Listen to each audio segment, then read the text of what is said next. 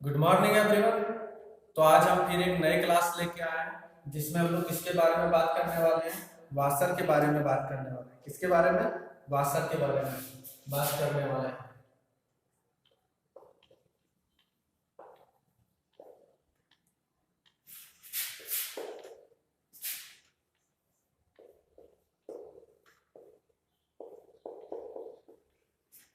किसके बारे में बात करने वाले हैं?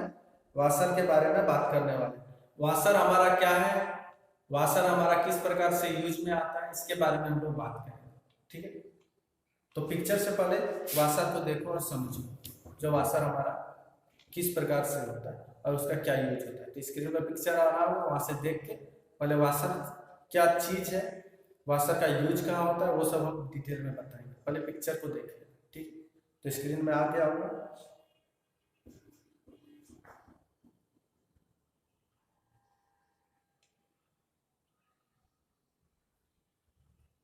इसमें क्या होता है, पिक्चर देख लिया होगा।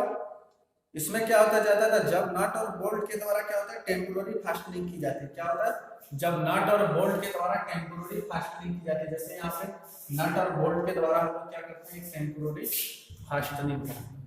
सबसे पहले नट और बोल्ट के द्वारा हम लोग टेम्पोररी फास्टनिंग करने की कोशिश करते हैं। ठीक है, यहाँ से उसको हम लोग देख के समझेंगे। ये हमारा क्या हो गया, बोल्ट हो गया, ये नट हो गया। एक दूसरे के ऊपर इसको हम लोग क्या किए, जकड़ दिए। जब हम लोग टेम्पोररी फास्टनिंग करते हैं क्या होता है, जैसे ये हमारा वर्क पीस है। ठीक है, ये हमारा वर्क पीस है। दोनों वर्क पीस को हम लोग क्या किए, इसमें होल्ड कर दिए। ठीक है, दोनों वर्क पीस को इसमें हम लोग क्या किए, होल्ड कर दिए।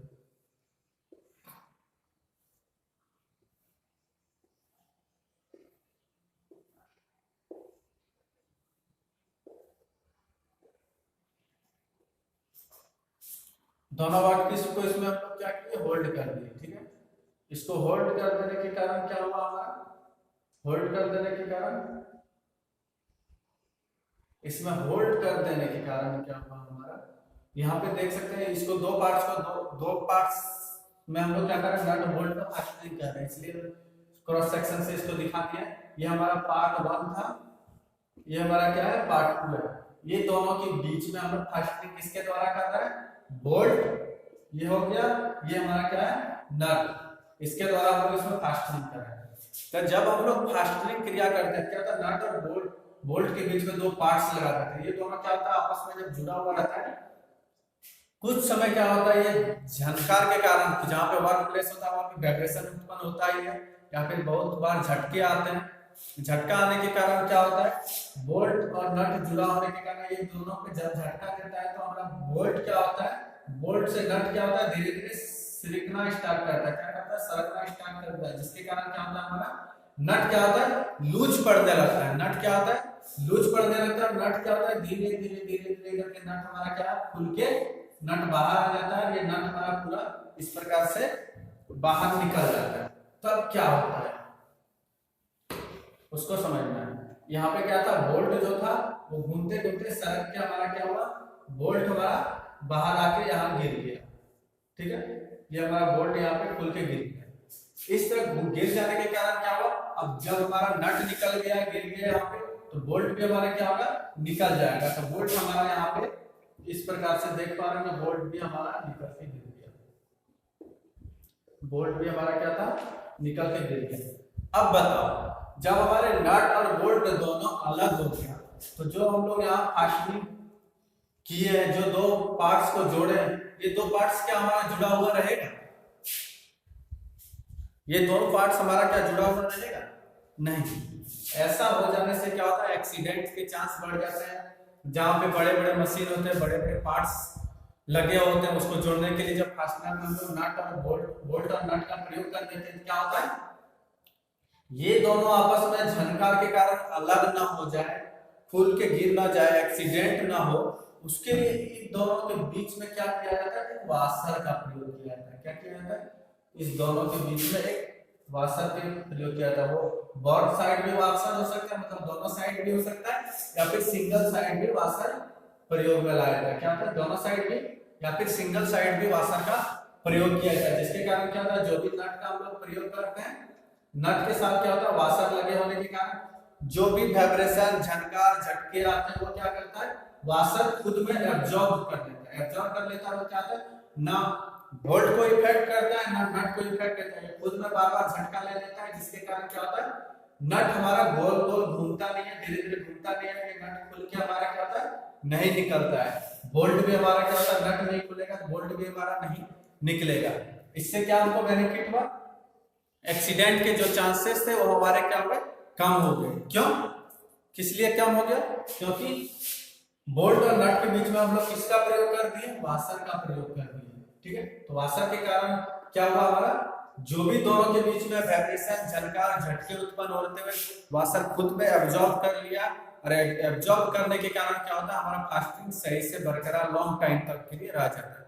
तो जनरली वाशर का हम परिचय में यही जानते हैं। ठीक है, और भी कुछ हम लोग देखते हैं। अब वाशर का पिक्चर देखो,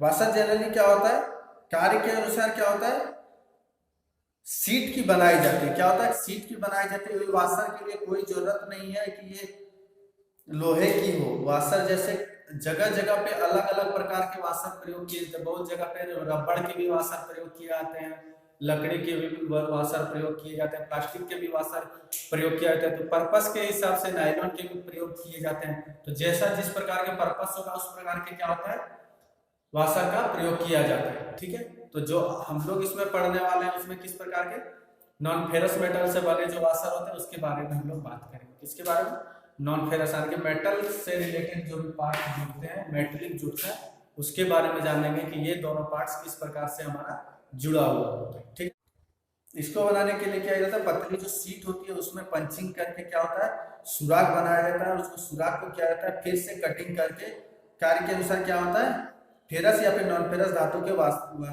वाशर क्या होता है हम लोग बना लेते हैं। वो तैयार किए हुए वाशर को जहां पे हम लोग फास्टनिंग करते हैं वहां पे बीच में प्रयोग करके हम लोग ले लेते हैं। ठीक है, तब यहाँ पे हम लोग क्या था, वाशर का परिचय देख लिया।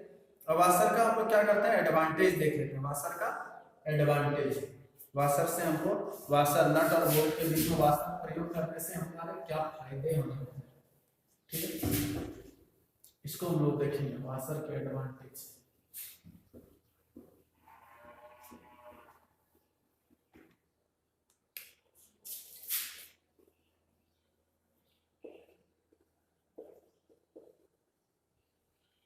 वाशर का क्या एडवांटेज है इसको हम लोग जानेंगे। वाशर जनरली किस लिए प्रयोग किया गया है, हमारा जो भी मशीन के ऊपर झटके आते हैं उसको कम करने के लिए। मशीन में जो भी झटके आते हैं उसको क्या करना है, बिल्कुल कम कर देना। वाशर प्रयोग करने के कारण जो भी झटके आ रहे हैं वो खुद में क्या करता है, एब्जॉर्ब कर ले। अब हम लोग दूसरा देखेंगे क्या होता है, इसको क्या होता है, फ्रिक्शन ग्रिप जो होता है, फ्रिक्शन ग्रिप जो हमारा होता है उसको क्या करता है, ग्रिप को ये क्या करता है, बढ़ाता है। फ्रिक्शन ग्रिप जो हमारा है उसको क्या करता है, बढ़ाता है।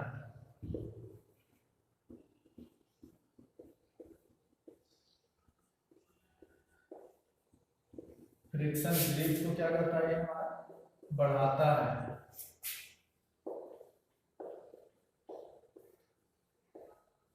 दूसरा क्या करता है हमको इसका एडवांटेज में, नट को लूज होने से बचाता है।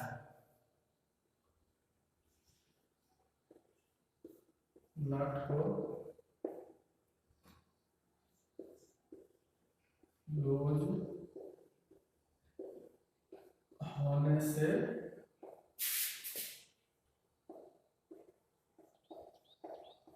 बचाता है। तीसरा क्या हो गया, नट और बोल्ट को खराब होने से भी बचाता है।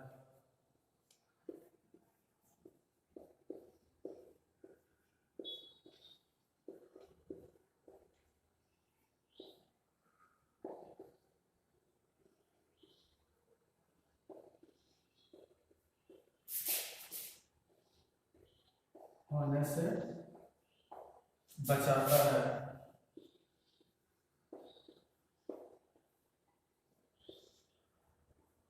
तो नट और बोल्ट को खराब होने से कैसे बचाता है, जब दोनों के बीच में क्या होता है, नट और बोल्ट के बीच में वाशर आ जाता है, क्या होता है जो भी झटके आता है सब खुद के ऊपर लेता है ना, जो भी नुकसान होता है वाशर को ही पहुंचता है। चौथा और आखिरी एडवांटेज देख लेते हैं इसका। ये क्या होता है,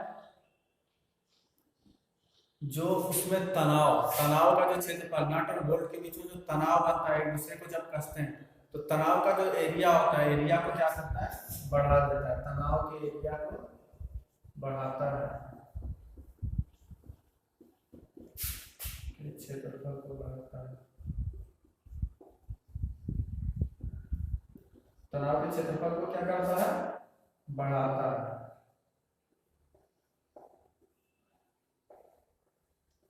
ठीक है, तो ये था क्या हमारा वाशर के एडवांटेज।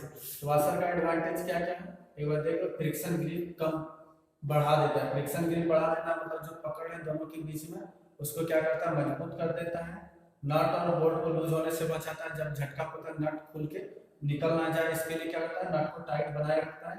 नट और बोल्ट को खराब होने से बचाता है, खराब होने से मतलब झटका पड़ने के कारण बहुत सारे बार क्या होता है, थ्रेड घिस जाते हैं, थ्रेड घिसने के कारण बोल्ट और थ्रेड नट के दोनों का थ्रेड क्या होता है, खराब हो जाता है, तो बहुत कम टाइम में ही वो नट खराब हो जाता है, फ्री हो जाता है। वो ना हो, और उसके साथ साथ क्या तनाव के क्षेत्रफल को क्या करता है, बढ़ा देता है। जैसे जो भी वो प्रेशर पड़ रहा था क्या हो रहा था, जैसे ये दो पार्ट हमारा है, ये दो पार्ट है, इसमें ये बोल्ट का हम लोग प्रयोग कर रहे थे, ये हमारा नट हो गया, ये क्या कर रहा था, इतना एरिया को तनाव दे रहा था, इतना एरिया को तनाव दे पा रहा था, लेकिन अब क्या किया हम लोग वाशर का प्रयोग कर दिया, तो ये यहाँ पे क्या हुआ, तनाव का एरिया क्या होगा, बढ़ गया। ये जो नट तनाव इस वाशर पे दिया, वाशर इतना एरिया को और ज्यादा तनाव दे, जिससे जॉब भी हमारा क्या होता है, कम खराब होता है। ठीक है, ये हमारे क्या थे वाशर के एडवांटेज। अब हम लोग देखेंगे स्पेसिफिकेशन, इसका स्पेसिफिकेशन देख लेते हैं।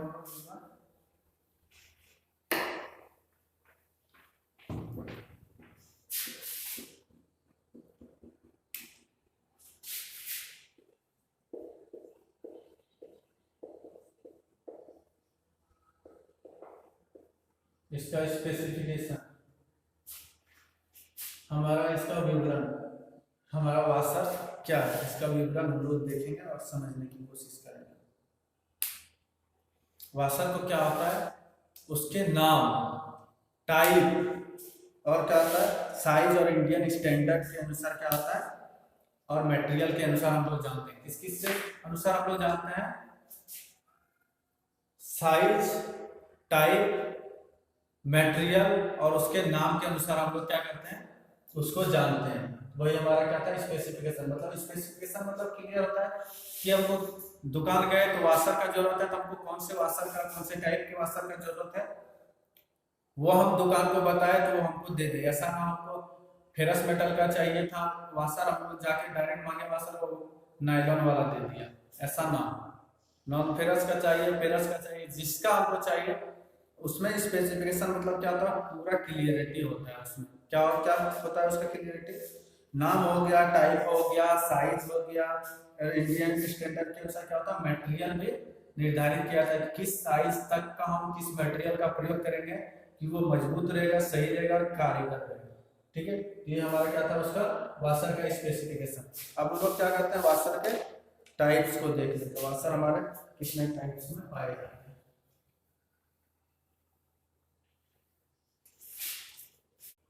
तो टाइप्स में क्या होते हैं, हम लोग पहला टाइप्स को देखते हैं। हम लोग पहला टाइप्स क्या देखेंगे, प्लेन वाशर।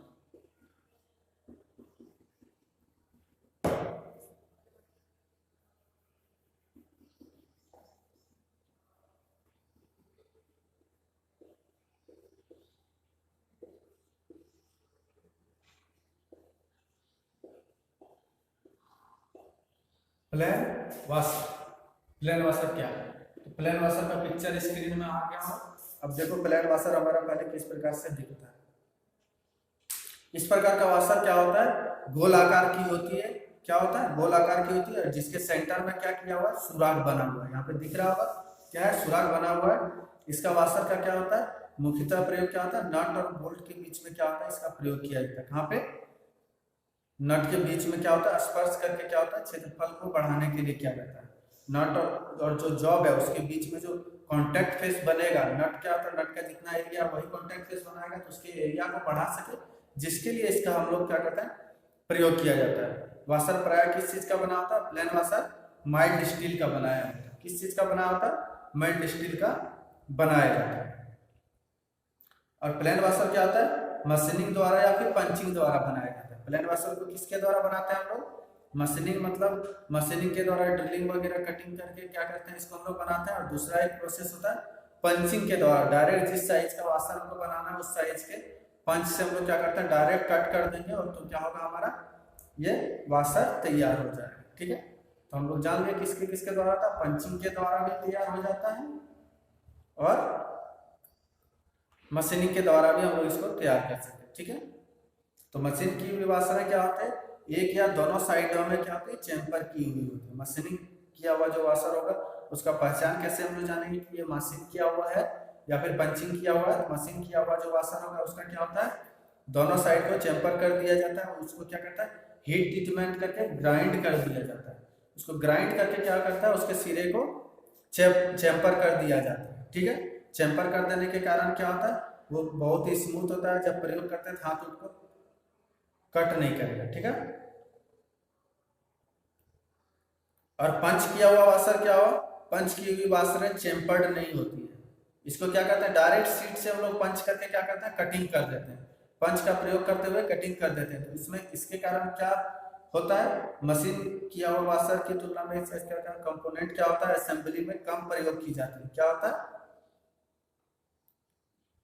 डायरेक्ट इसका हम लोग क्या करते हैं, कम प्रयोग करते हैं, क्योंकि इसमें पंचिंग के कारण जो सिरे होते हैं वो चैम्पर नहीं होते हैं, ना ही फिनिशिंग होते हैं, जिसके कारण क्या होता है, स्ट्रक्चर जो होता है इसका क्या होता है, खराब होता है। जो कटिंग करने का डर रहता है, हाथ को कट उट कर देगा, इसलिए ज्यादातर इसका प्रयोग नहीं किया जाता है। किसका प्रयोग किया जाता है, मशीन किया हुआ जो भी रहेगा उसी को हम लोग क्या करते हैं, ज्यादातर प्रयोग। ठीक है, तो प्लेन वाशर क्या था हम लोग समझ लें। ज्यादातर जो भी साधारण कार्य में प्रयोग होता है, किस प्रकार के वाशर का प्रयोग किया जाता है, प्लेन वाशर का ही प्रयोग किया जाता है। ठीक, तो आज के लिए बस इतना ही, फिर मिलते हैं हम अपने वाशर के नेक्स्ट टाइम में। तो थैंक यू।